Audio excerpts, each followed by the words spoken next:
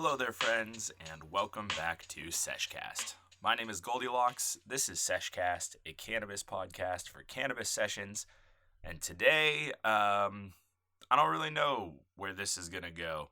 And that's been my issue, so I'm going to talk about it. But this is Sesh Cast, a cannabis podcast for cannabis sessions. Thanks so much for hanging out. It's just this little podcast I do where I get high and I talk about things. And that's the only game plan that I have, is just to talk for a little while. So, thanks for hanging out and stopping by. I am in all of the podcast places. If you are catching me on a website or an app that's not the most convenient for you, or your podcast app just got bought by somebody you don't like very much and you want a new one, whatever works, I should be there too. And I'm also on Instagram. You can follow me at Sesh Cast, all one word. Hit me up over there. I didn't live stream before this episode because it's very early and I don't really expect anybody to be awake. But typically before I record a new episode, I always hop on Instagram Live for a couple minutes and just hang out. So feel free to follow me over there. That's where I also post pictures of all the glass I use to smoke out of for each episode. Which is where I will be posting a picture today of my new Strain Central rig, which I am so happy to have. Now, a little backstory. This is from the Hemper April Glycentrals box. I've talked about Hemper before. I have a couple Hemper pieces. And unfortunately, I have to say that honestly, ordering from Hemper has been kind of a miserable experience. Credit given where credit is due, their customer service is great. If you shoot them an email or DM them, they tend to get back to you really quickly. I say as I am still waiting for a DM back from Hemper, but I did only DM them like half an hour ago, and it's pretty early in the morning. But the service itself, not the best. I've never had anything come broken, but my box is always late. And now twice I have had subscriptions with them and logged on to cancel and have not been able to log onto the website and have not been able to cancel my subscription without directly contacting a customer service rep and having them back office cancel it for me. So that's a little irritating, and I'm pretty much done with it. So I'm about to say some nice things about this Hemper piece. And I'll explain a little bit more about why I ended up with this later. But I've had enough issues with Hemper that I'm kind of done with them. So take that for what you will. I don't really want to throw support in either direction because I'm sure there are people out there who have had amazing experiences with Hemper. But that has been my experience. It's been pretty miserable and I'm kind of over it. So if you're looking for a subscription box for your weed things, I am not sure that I would throw my personal recommendation behind Hemper. Somebody else might. It's not going to be me. That's also the only box I've ever had experience with, so maybe they're all like this. Maybe Loot Crate is like this. Maybe Blue Apron is like this. Any other subscription service. I don't know. My experience has not been good. Take that for what you will. Now, to say some nice things about this really dope bong that I have now, this was from the April Glycentrals box, like I said. It was a Strain Central, whose real name is Josh. He is a cannabis influencer, again, that I will talk about more in a couple minutes. And it's a Strain Central and Hemper collaboration. It's a really cool, almost kind of like a gas can look to it, but it's got a nice bent neck, with a sick pineapple splash guard in it, and just like a really standard lame bowl that I need to get a new one of. But the bong itself is super pretty, super cool. I like it a lot. Made of good glass, seems pretty solid. I'm happy with it. It's got I think this is a puck perk. I think is what this is. Again, knowledge of bongs slightly limited. Talked about this in, oh gosh, what episode did I use the Hemper bong the last time? 3 or 4 maybe? I honestly don't remember when I used that, but I used that once. So That's what I'm using to smoke today is this hemper bong that I'm pretty happy to have because it is a Strain Central collaboration. And I am smoking on Agent Orange, one of my personal favorite strains. Super excited that that came back to the shelves and I managed to grab some of it. So happy about this for sure. And my first bowl that I smoked today was not Agent Orange. That was King Louis the 13th, which I don't know that I've smoked on the show before. Maybe I have, maybe I haven't. But that was what I smoked before this. Now I'm smoking Agent Orange, which is kind of an uppity sativa. So it's one of the more sativa strains that I'm into. I'm interested to see what that does to me for an episode. So it's very early. It's kind of cold down here. I'm hoping to go back to bed, so I'm just trying to bust this out real quick. But I'm awake and I'm here and I'm ready to smoke some weed. So I hope that your day is well. I hope all things are well for you. And yeah, man, I hope things are good. Yeah, cheers.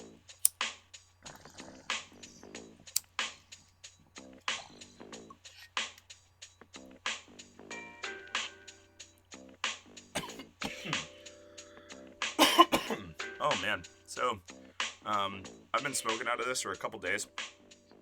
Not super heavily, but a couple days, and I just changed the water on it, and I honestly forgot how much fresh bong water helped.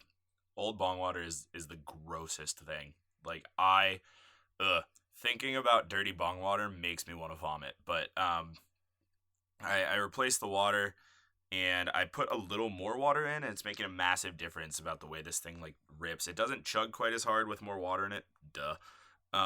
But it's definitely a more comfortable hit, so I'm pretty happy with that. Um, the strain, of course, any bong you're using, you're not gonna get as good of a flavor as you would from a dry pipe or a vape or even like an oil extract. It's definitely very citric, which I'm happy about. The reason that I like Agent Orange so much is because the very first time I ever got Agent Orange was illegally in college. Fun fact. But I definitely illegally got the Mary Jane once or twice in my life, and that was back in my college days, and I got one of those, and it was the best thing I'd ever tasted. Like it was so delicious and super duper orangey. I mean, like it was like drinking orange juice. It was insane to me. And I fell in love with the flavor, and I've always been hunting for like a good cut that had that same flavor to prove to myself that it was Agent Orange, because at the end of the day, that might not have been Agent Orange that I was smoking on, because again, it was what some guy in college gave to me for $50 for an eighth. So who knows? Maybe it wasn't actually Agent Orange and it was just somebody's closet weed. But it tasted delicious, and he called it Agent Orange. So I'm on the forever hunt of the unicorn cut of Agent Orange that tasted the way that oranges do. And I haven't found it yet. So if you know of a farm somewhere growing some fire Agent Orange, you let me know, because I will buy in. I will probably not fly out to wherever that farm is and try some, but if I ever stumble upon it, I will buy it. Yeah, so it does have a citric taste to it. It is pretty smooth. The clean bong water helps, but I'm definitely not getting like a super great Agent Orange taste. But I have smoked this out of a dry pipe or two, and I've been pretty happy with it. It has not been the unicorn, but oh my god, excuse me, I'm yawning on my own podcast. Wow. Oh gosh. What's the douchiest thing you can do at 8 in the morning? Yawn on your own podcast. My apologies. Um, but it's not the unicorn strain. It is pretty good. I am pretty happy with it, bong or dry pipe, and the effects are pretty good. It gets me talkative, which I enjoy. So, yeah, today, um, sort of the reason that I'm using this bong is because I want to talk about inspiration for a little while, because it's something that I've really been struggling to find lately, like a lot. And that is something that has not been helped by the fact that a lot of my inspiration is getting deleted off the internet. That sucks a lot. Not just for me, but for them too. And yeah, I just wanted to talk about it for a little while because I've really been struggling. I think I've said this in the last couple episodes that I've sort of been struggling to record podcasts for a little while. It's not that the topics aren't there. It's not that I don't have ideas. It's just that the motivation is gone. The inspiration is gone, I think, is my real issue. Um, and inspiration as a whole is really weird. Like it comes and it goes. It's so fleeting.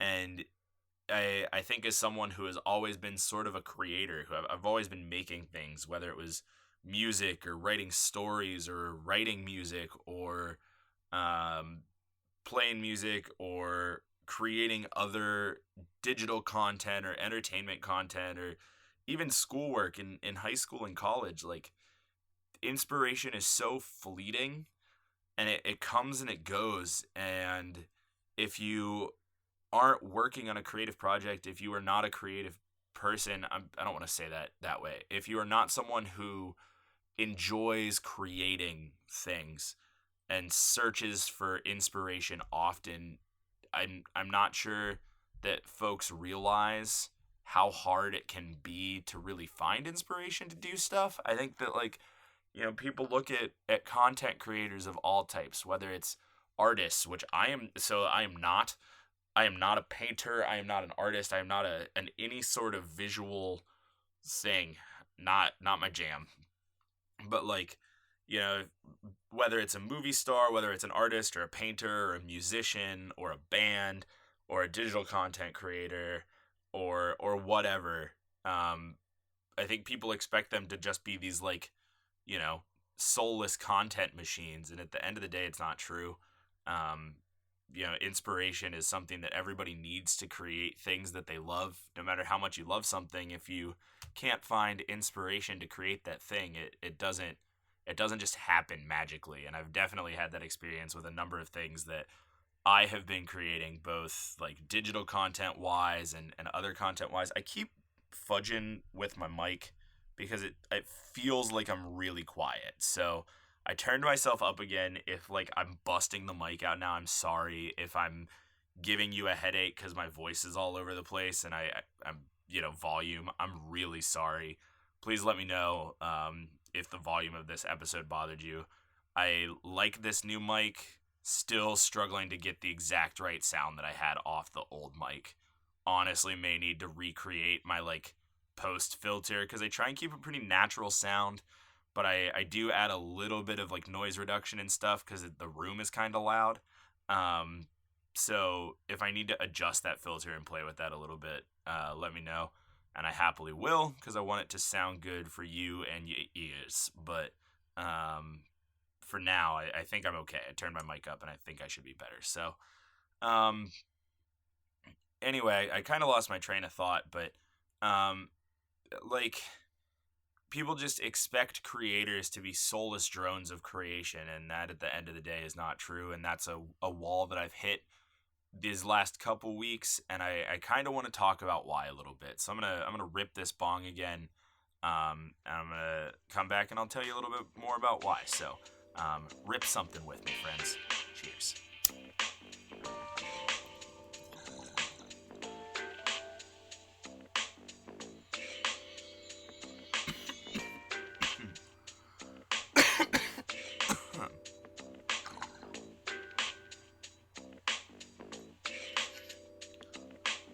This is a very little bong. Not little. It's not the smallest bong I have even, but it doesn't stack very well. And I am smoking flower out of it. I think that this would make a pretty stellar oil rig, if we're being completely honest. I don't have any oil. So here we are with flower and a flower bowl in this thing. It came with both. So should be okay for either. I think it would definitely be better with oil than it is for flower. Just my opinion.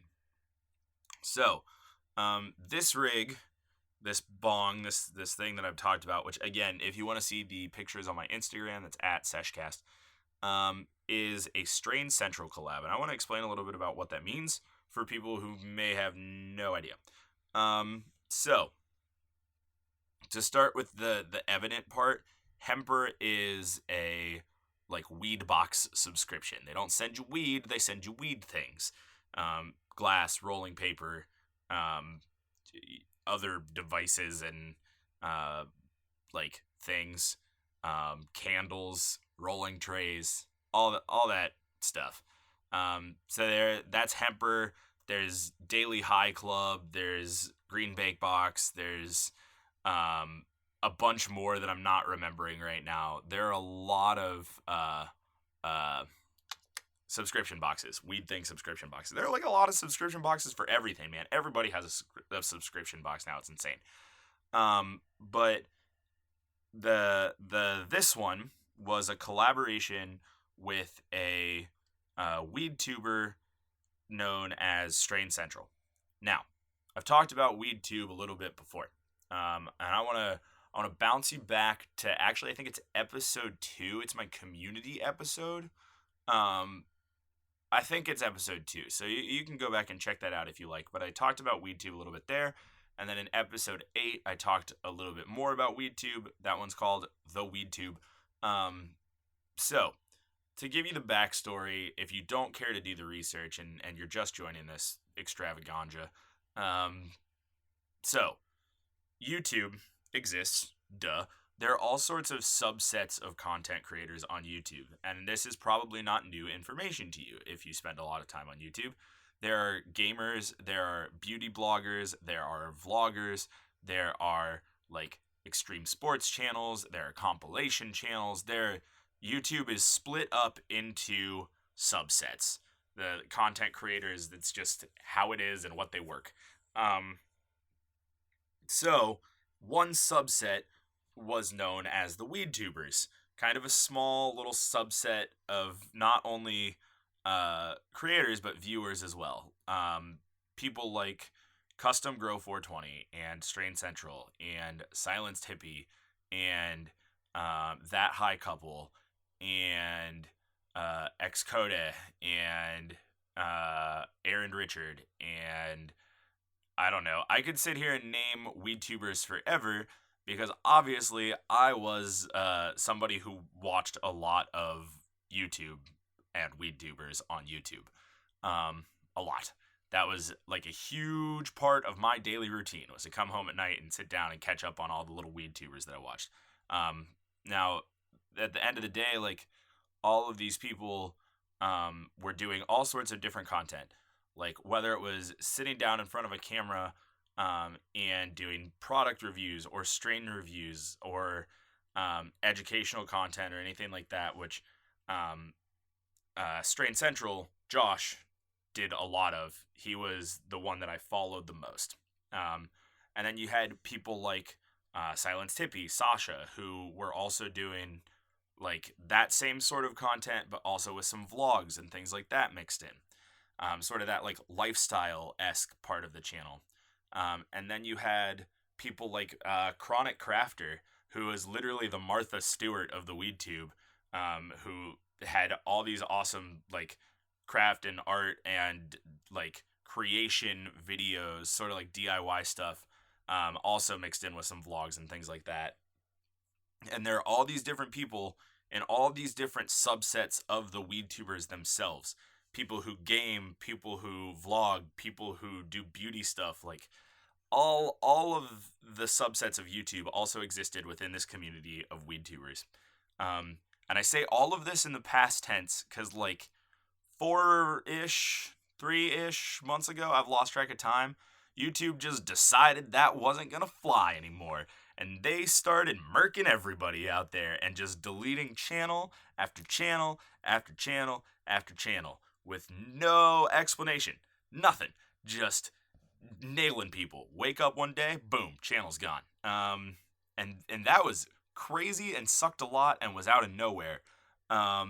So I was really taken aback by that, because I had been watching all of these WeedTubers for 3 or 4 years of my life. Like, since I found all this stuff in college. And it's really what inspired me to get as into cannabis as I am. And it was what taught me about like becoming a medical patient and being someone who uses cannabis medically, not just recreationally, who can really, like, I have really been able to better my life through cannabis and through smoking weed. Like, it's made my life better. And I owe so much of that to the content that I watched on YouTube, because that's where I learned all of this stuff. So I'm gonna take another rip of this, and I'm gonna tell you about why that's different now. Cheers.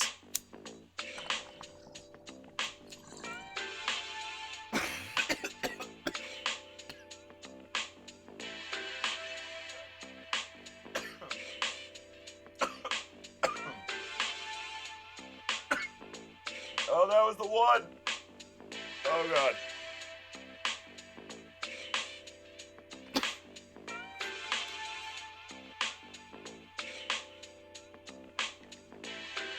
Oh. Oh my god. Wow. That tasted like trash.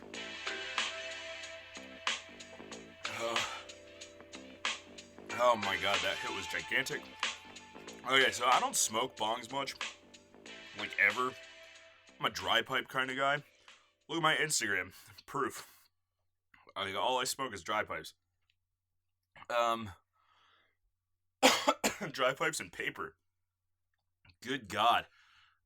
So I don't smoke bongs much. Every time I smoke a bong, it ends up doing me in somehow. Typically with a hit like that, it just sparks up and milks way quicker than I expect it to. But then it just hits me, man. Wow, that made my ears ring. Good God, I am. If I wasn't high then, I'm high now. Wow, good Lord, it had that sort of stale bong water taste, but with the like strong citrus, so it tasted honestly kind of like a really hoppy beer. Hit me like in the back of the jaw, sort of behind the last teeth on my bottom jaw is where I tasted and felt all of that hit, and it was not great. I did not love it. I don't love IPAs, and that was like a bad skunky IPA. Not great. Wow. Oh my gosh. Okay. So, anyway, why that's all different now. YouTube decided that wasn't cool anymore and just started deleting everybody's channel. Everybody from small random weed tubers with like, 150 to 200 subscribers to huge, over 1 million, 400,000, like big number of subscriber channels. Even in like, so, and that's like I said, WeedTube is a smaller community. Excuse me, on YouTube. There was the like, you're looking at gamers with 50 million subscribers, like gigantic numbers, and you're looking at those are the top gamers. You're looking at the top tier weed tubers. You're looking at 1 million subscribers. Really, the most of the top tier existed around the 400K mark. Now, it didn't matter channel number, channel size, video content. It seemed to not matter. YouTube was handing out community strikes that did not really make sense, and then just taking people down. And no one is totally sure why. Everybody has their theories, but at the end of the day, there's not really an explanation. And so these are folks who have been making their living creating YouTube content for 3 or 4 years of their life now, who have quit full-time jobs or part-time jobs or second jobs to be able to do this full-time, and suddenly their whole livelihood has been just deleted in front of them. Now that's really shattered the community, and it's sent folks all over the place. You have some people re-uploading to Vimeo. You have some people going to the weedtube.com, which is another like like YouTube clone basically created for weedtubers by another weedtuber. I did a podcast about it. You can go back and listen to that. It's episode 8.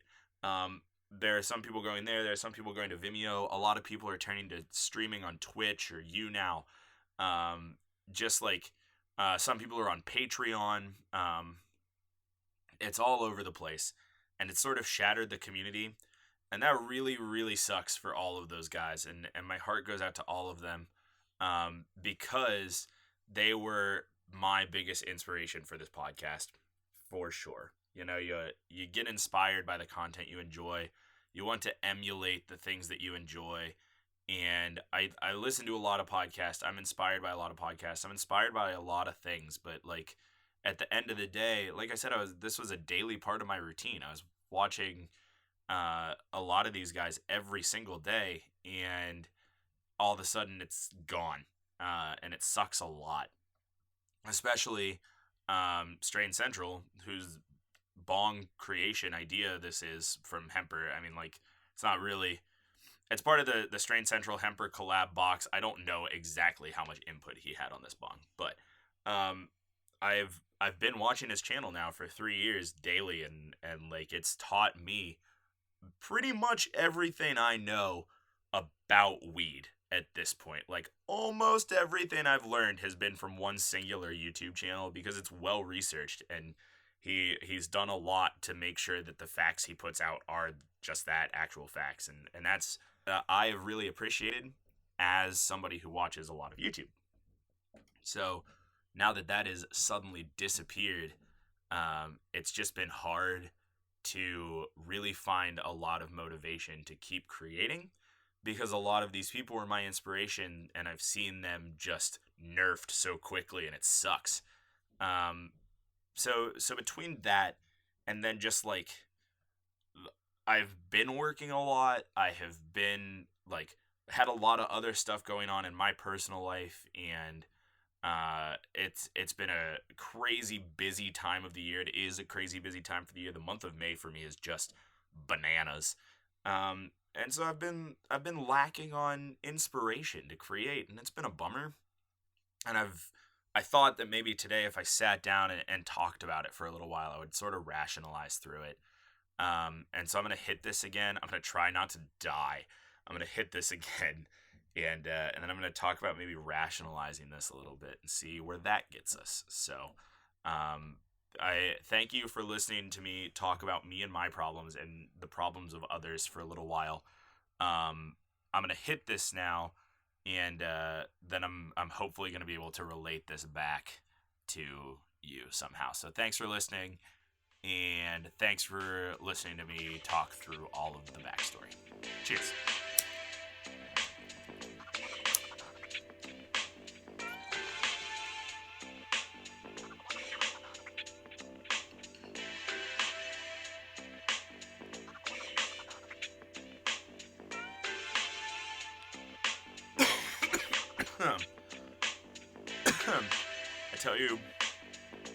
I tell you that the double light was bold, but I survived. I did okay. I am alive. It is like coating the back of my mouth though, that taste. It's so interesting. It tastes, I'm trying to name a beer that this tastes like, because there's gotta be one. There's gotta be a beer that tastes exactly like this. I know I've had them. Like, it almost tastes like a blood orange IPA. It really almost does. But like, and I don't love blood orange IPAs. I know there are people who do. So this I'm not saying that there's a bad flavor for it to be a blood orange IPA. I'm saying that it tastes like not a good blood orange IPA. To me, worse than a blood orange IPA typically tastes. So anyway, inspiration wise, I think is interesting, because this is not a me problem. This is an everybody problem. Everybody has these issues of inspiration. I don't even necessarily know that it's with creation either. I don't know that you have to be actively creating some sort of content to have issues with inspiration. But like, everybody has these times where they lose interest in doing things that they love. And I think that's really interesting, because I think that people expect you to always want to do things you love, and that's not true. Especially like as somebody with a lot of anxiety issues and a lot of like clinical anxiety issues. It's not hard to become disinterested in what you love for one reason or another. But like you can be so into a certain thing and be so anxious someday that doing it just sounds like the worst. Um, so inspiration is so interesting because it's so not concrete. And I think that many people expect for it to be concrete, or perhaps everybody feels like people expect it to be concrete. I don't know. Maybe what I am saying right now is common sense to everybody and everybody understands. Maybe I am rationalizing something that the rest of the world is fully aware of, that not everybody is inspired all the time. Maybe that's a duh moment. If so, my bad. But I do think that there are people out there who don't really realize that um, inspiration can be hard to come by for anything. Whether it's inspiration to get up in a day, inspiration to get out of bed, inspiration to go do something, inspiration to create something or write or record or draw or paint or whatever your thing is. It can be hard to find inspiration even if it is your favorite thing in the whole world. And that is interesting. And I don't know why I feel like there is so much pressure to always be inspired. I'm trying to pinpoint that feeling. That feeling that like you have to constantly be inspired to create if you want to be a creator. If you want to be known for something, you have to constantly want to do it. Known is the wrong word. I don't want to make this sound like I'm out to get famous or you all should be out to get famous or it's not what I mean. But like if you want to do something, if you want to be able to call yourself a thing, then you have to love doing that thing every single second of every single day. That I think is what at least I feel is the pressure to do, or I feel is the pressure to be, and I think that a lot of people feel that way, where if you want to call yourself a musician, you have to be performing music all the time, or like being paid to perform music or playing music. If you want to call yourself a painter, you have to have a gallery and make prints and sell your art. Like if you want to be a podcaster, you have to be at a certain level, you have to be putting out so often, you have to be getting a certain number of listeners. If you're a YouTuber, you have to be creating daily content. You have to be pushing it on all of your platforms. You have to be like over 1,000 subscribers. Like there are all these requirements that seem to be placed on labeling yourself as something that you enjoy or something that you want to be labeled as. And I wonder sometimes if that is what makes the inspiration so hard to come by. If we have created a world where it's so easy to kill what you love that it becomes so difficult to find reasons to do what you love. Whether it's for a desire to preserve the thing that you love for times when you're able to love it, or whether it is because you just don't have the inspiration, you don't have anything driving you to do the thing that you love, whatever that reason, that if you're not doing what you love constantly, then you can't define yourself by that thing. And I'm going to be real honest with you, I lost my train of thought 3 times in that ramble. So if it didn't make sense, I'm sorry. But I tried. So I wonder if that's the problem sometimes. I wonder if because maybe it's the world, maybe it's us, maybe it's I don't know where that comes from. That's the issue. What is it that says to be a thing you have to constantly do that thing? that was a quote. I think this idea stemmed from another YouTube channel.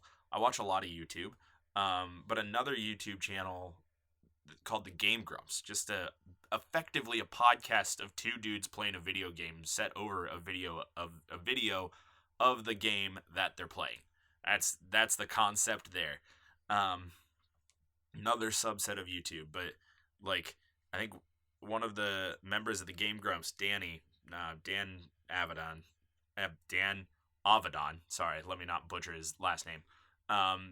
Said that if you want to call yourself a musician, like if you're doing music, whenever it is you're doing it, just call yourself a musician. Like there's no requirements to earn your title.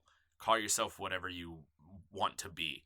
And I thought that was a really cool idea, to say, to stand up and say, like, this is a thing that I am doing, even if it's not at the caliber that I want to be doing it, if it's not at the caliber that people think it should be done. I don't know. I don't know 100% like how to define that. But I do know that I'm almost out of time and I'm not almost out of weed, so I'm going to take another hit and try not to die. Cheers.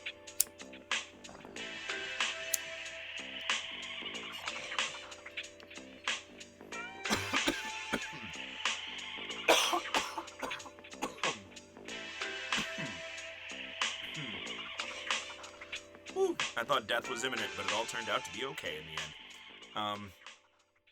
This should be a little more audibly interesting to you, because there's noise with the bong. So I hope that's interesting. Yeah. So I guess the TLDR of that last little ramble there is like, you can call yourself whatever it is. There's no requirement. You don't have to constantly be inspired to be considered a thing. But it does seem like there's a lot of pressure to be. Like, it often feels that to say that I am a podcaster, to say that I have a podcast, I need to be making money from this, which I'm not. This is a hobby. But, like, just because I'm not at this certain prescribed caliber to be considered legitimate or professional or what have you, it doesn't mean that I can't adopt that title for myself.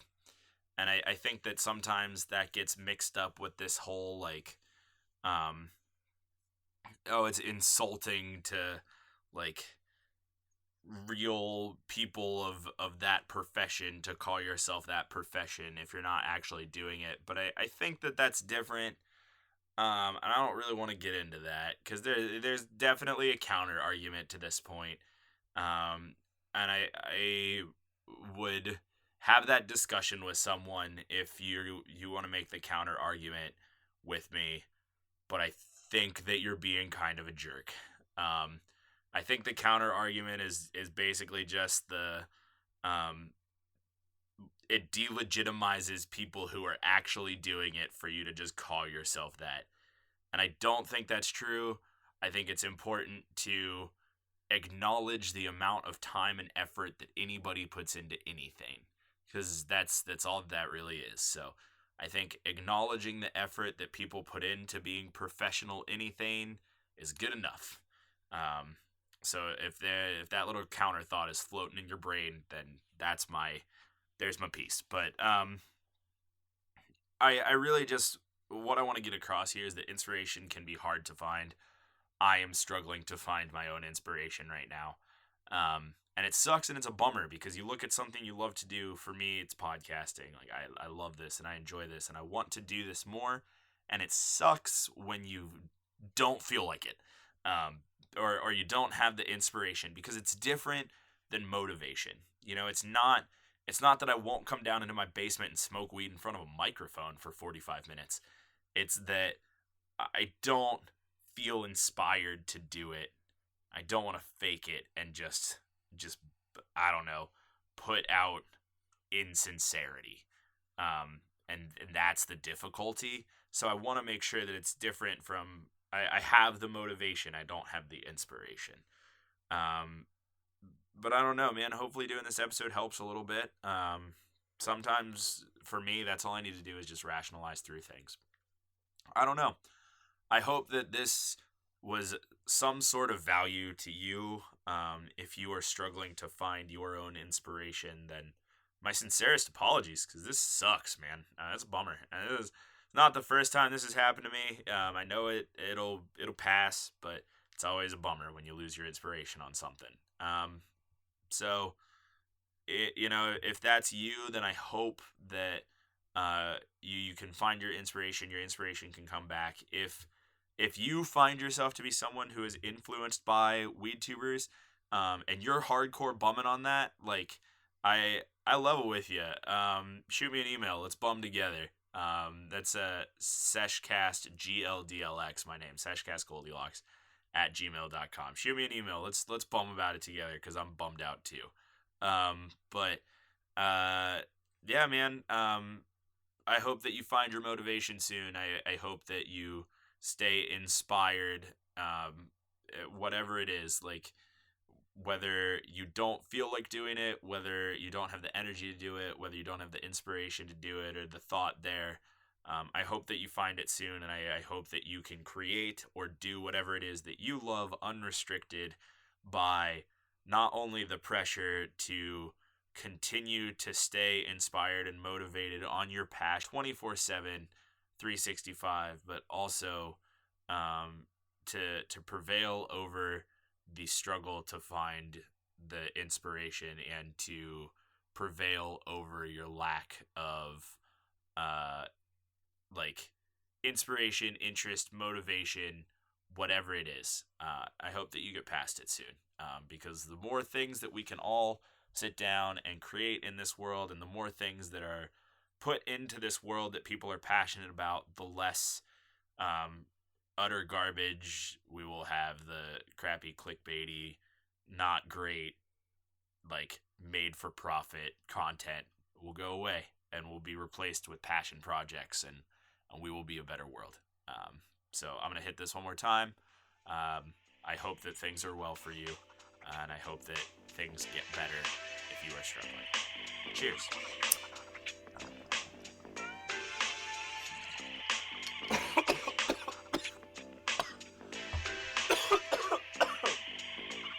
Oh no. Oh boy.